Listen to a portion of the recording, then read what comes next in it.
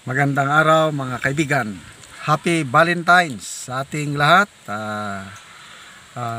Kami ngayon with my family nandito sa isang resort, okay? Celebrating Valentine's Day. Sa araw din ito, isang kapwa nating Pilipino nagsiselebrate ng kanyang 100th birthday celebration. Sabi, walang iba kundi si Presidential Chief Legal Counsel Secretary Juan Ponce Enrile. Happy birthday po, Secretary Enrile. Okay, so may nabasa akong article sinulat ni ex-senator Panfilio Lacson, published sa Philippine Star today. Title is GPE Decentenarian. Nako, parang kinukonsider, according to Senator Lacson, Guinness World Records is considering him na bigyan ng they're still validating siguro. Parang siya na ang oldest man serving the government. Active. Grabe. 100 years old. Nagtratrabaho pa. Very sharp ang kanyang mind. Nagbabasa ng marami. Biruin mo, magiging cabinet secretary ka ng isang sitting president at 100 years old. To me, that's a very great accomplishment. At sana, magkatotoo yung sabi ni ex-senator Lacson na Guinness World Book of Records is considering him na bigyan ng recognition. Wow, that's something. I don't know yung mabuhay ka lang ng 100 years old, that's an accomplishment. Tapos nagtratrabaho ka pa sa gobyerno. I think he's the only one, according to Senator Lacson, na still working in government.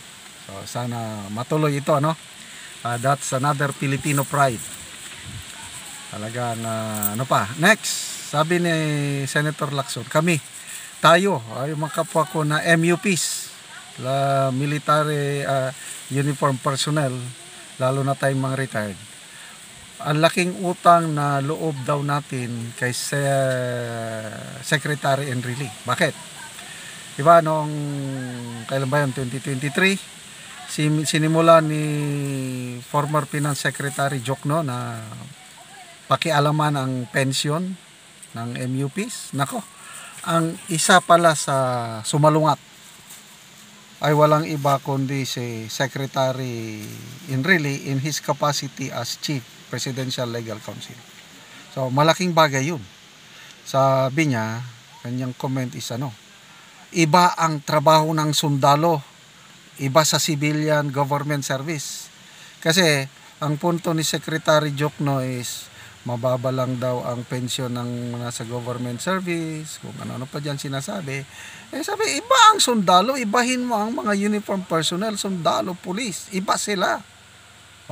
So salamat from the bottom of my heart, kaming mga retired MUPs. Magpasalamat tayo kay Secretary Enrile dahil isa siya sa sumalungat at ngayon na naayos na ang sigalot. Magkakaroon na ng reform sa ating pension bill, kailang hindi tayo apektado mga retirado. Tapos yung indexation, tuloy-tuloy pa rin. Ibig pong sabihin ng indexation, para sa hindi nakakalam, pag nag-increase ang sweldo ng mga nasa active service, uniform services, kasama rin kaming mga retired.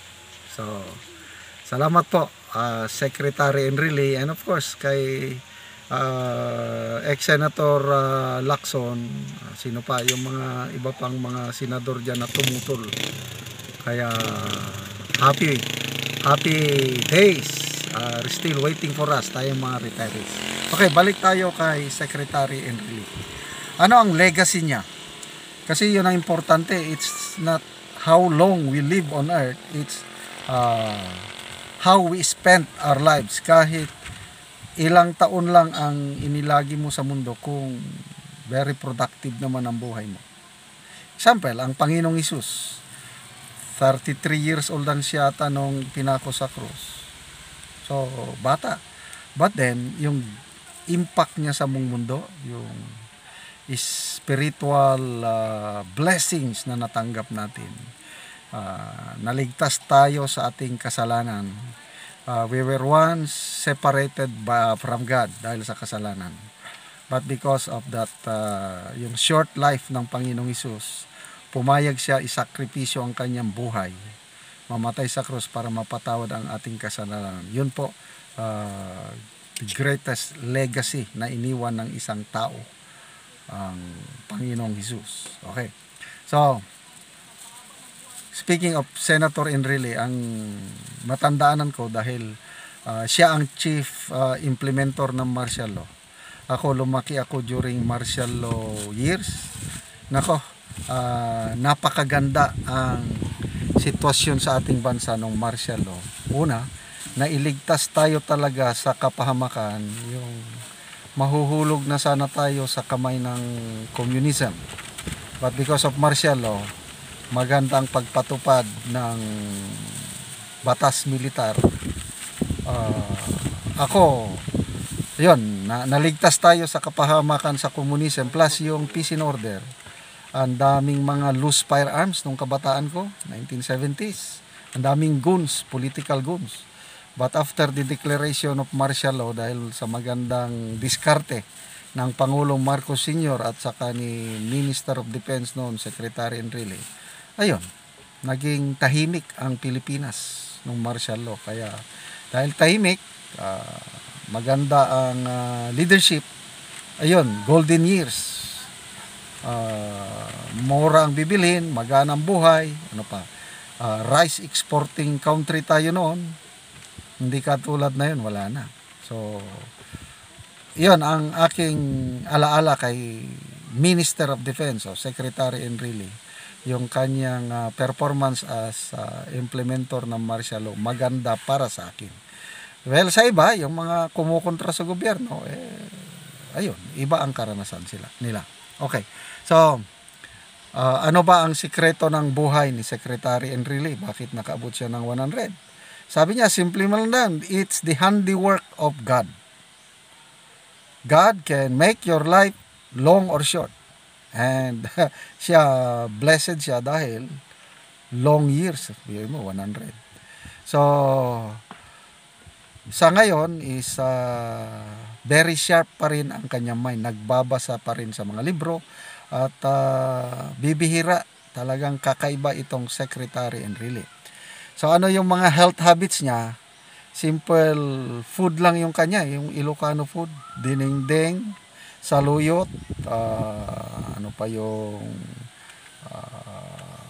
bataw, basta mahilig siya sa simpleng luto lang, at saka yung kanyang lifestyle, exercise every day.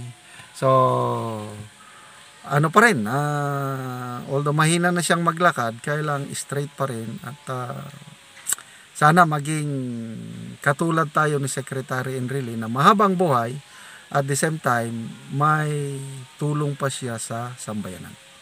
Okay? Yung participation niya sa ouster ng Marcos Sr., ako naniniwala ako na malinis ang kanyang intensyon, yung parang nagkudita sila, kagagawan lahat yon ng CIA, nagkaroon ng parang inintriga sila, kaya ganon, dinipensahan nila ang kanilang sarili. Ang alam ko, yung si dating General Fidel Ramos, FBI, yon ang may pakana, kasi yon,